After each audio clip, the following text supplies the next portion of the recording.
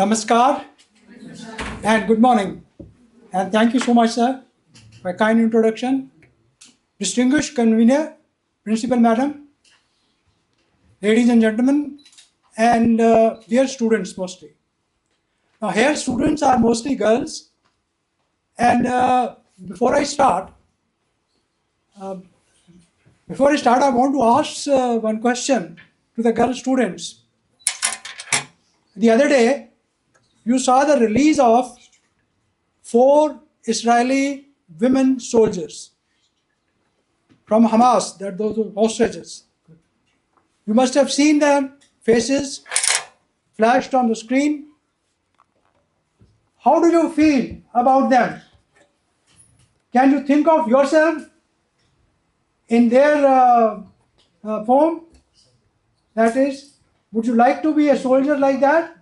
How many of you would like to be in that particular uniform or in that frame like that Israeli women soldiers were? Yeah, anybody? Raise your hand. Nobody would like to be a soldier? Today is the day of women soldiers. Indian Army has a large number of women soldiers rising to the ranks of general, commanding units, and so on and so forth. And the Israeli women soldiers have proven their mettle in the war, and they have been hostages for 15 months. Right.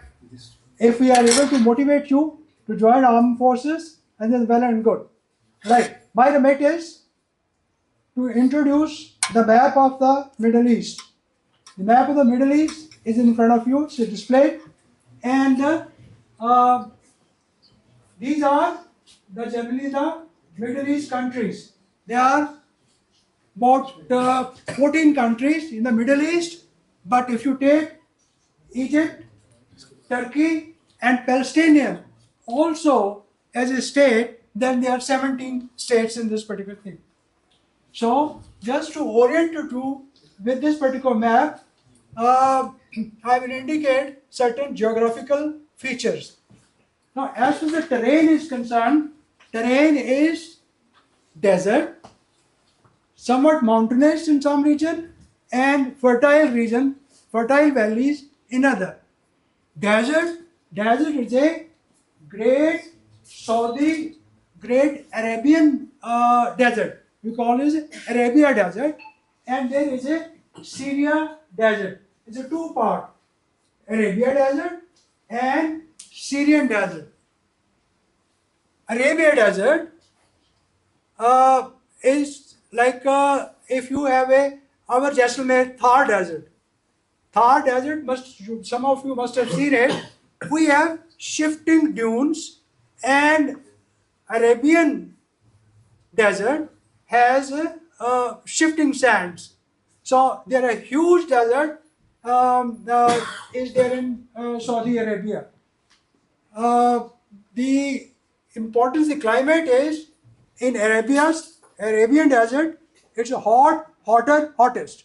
As far as the Syrian desert is concerned, the Syrian desert is hot, but quite pleasant in summer, in night, and during winter it is very cold. Nobody has been able to invade Iran from this side or this side. The only open side is from this central and honor. Alexander could not come from this particular side. He wanted to come, but Genghis Khan, who came from Central Asia, was able to come to Iran and all that. That is the kind of defense potential of these particular mountains is. So the free run is from this particular side to Iran. This side, nobody can land it. Nobody can do this particular by ground invasion. The only invasion now we have seen lately is by air. Israel flew 100 aircrafts over this distance between Israel and Iran is 2,000 kilometers. 2,000 kilometers 100 fighter aircraft, F-35 flying was a tremendous task that involved plenty of training on the part of the pilots, mid-refueling capability of the aircrafts, and they went in 3 waves subsequently and inflicted a damage on Iran. But since Iran's facilities are tucked in these mountains, they were not able to destroy, do a significant damage to their nuclear facility or their oil wells.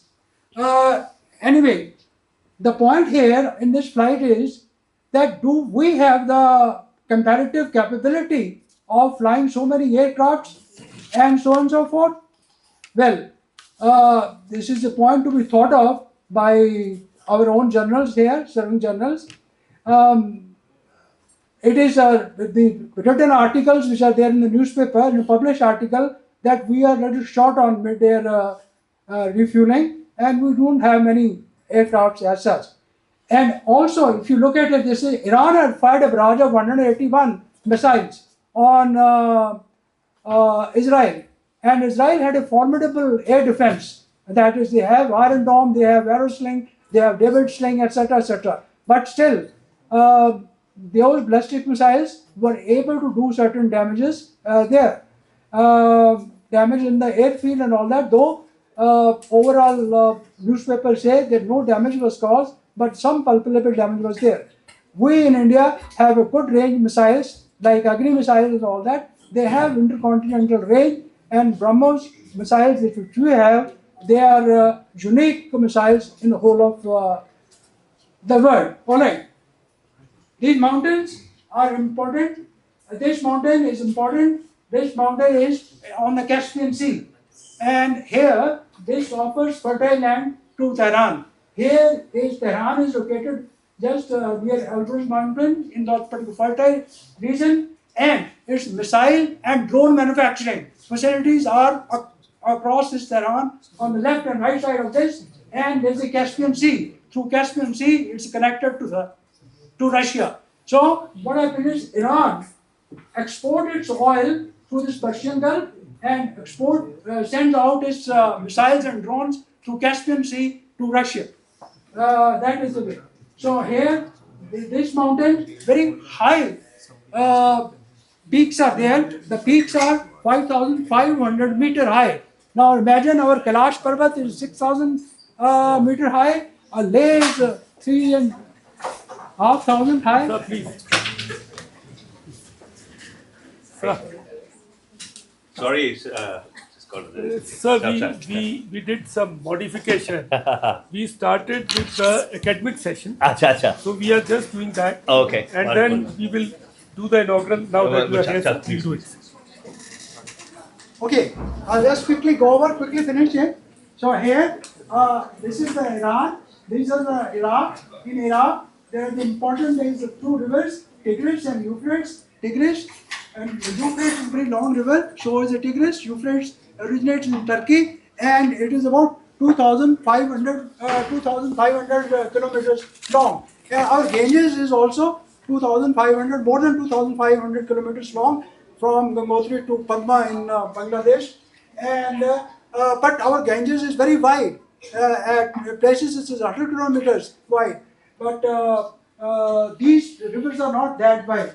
But these rivers together offer a very, very fertile area here, and this is the Mesopotamian civilization, which we have been comparing with Indus civilization and all that. Very good. I request you another 1 minute. 1 minute, okay. Right. There are various things like this. This is the Bekaa Valley. Bekaa Valley is between Syria and Lebanon. And now this is the Bekaa Valley is the way for terrorists, things like that, drugs and all that. You have to go from Lebanon to Bekaa Valley. This is the Bekaa Valley. Here, there's a point here. These mountains, Zagros, the Taurus mountains of Turkey. These mountains, Elbrus is here. There is a enclave here. This enclave facilitates the defensive potential. Here, Kurds have come up in a very particular way. And of course, this is Israel, the speaking board. Israel has got, this is Sinai. Sinai has got this thing, there are two in place here. First, this is a important choke point, which is a Persian Gulf, Strait of Hormuz. This is right, and this is State of Manda, etc., and the State of Thailand. And these are various states, etc. I will just quickly flash them so you can have a look at them. The State of Hormuz. This particular State of Hormuz is dominated by Iran, right? And this strait is just about 30 kilometers wide. There are two channels here. Ships can come and flow and all that. Now here the large number of islands are there. There are 7 islands. These islands are all dominated by, 6 of them are dominated by Iran.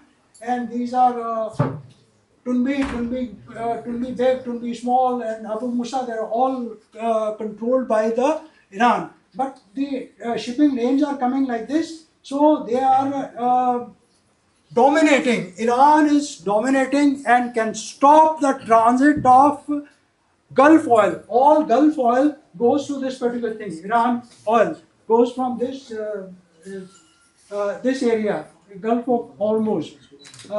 So like this, all these shipping lanes are there. So this is connecting the Persian Gulf with this particular thing subsequent to the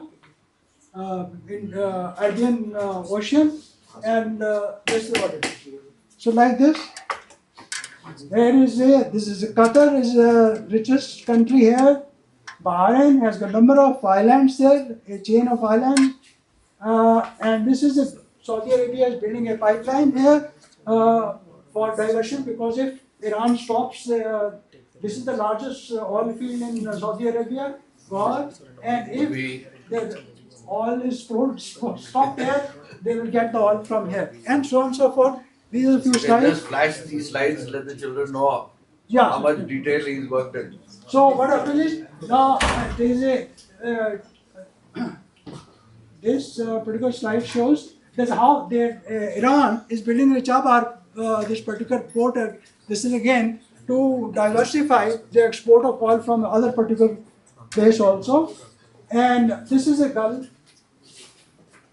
This is the state of Bab el-Mandeb. This is dominated by Yemen, and Yemen is playing great nuisance here, and they are being taken care of by the US, etc. There is Somali pirates also working here. Day before yesterday, there is one wing commander, Ragesh Saxena, who got commendations because he had dealt with the Somali pirates here. He had flown an aircraft non-stop there, and some commandos had dropped from there and took hold of 35 Somali pirates there. So this is Yemen is doing a lot of problem. Yemen is dominated by the these Houthis here. So like this, this is again Little Yemen shown how it is dominated. This is Suez Canal. This is now the Gulf of Mandeb, which is there. It is connecting the Mediterranean with the Red Sea, and it is 193 meters long, and this dimension of Suez is written. This is a Gulf of Thailand. This is very important written. So it is there. This is Gulf of Kapa. That's Elet is a port of Israeli port, which is here. Yeah, Israeli port. Now this is Egyptian area, and Egypt blocks this particular Gulf of Thailand. The Gulf of Thailand is very small. This is now State of Hormuz and State of Mandeb is 30 kilometers wide. So there's sufficient lane for shipping to come and this is just about 3 kilometers. Now this is very, very narrow. And Egypt always tried to close it from Sharm el-Sheikh. Sharm el-Sheikh was in news in India when our Prime Minister Manmohan Singh had gone there or something. So like that. So we'll close it because Yeah. there's very detailed. Thank you so much.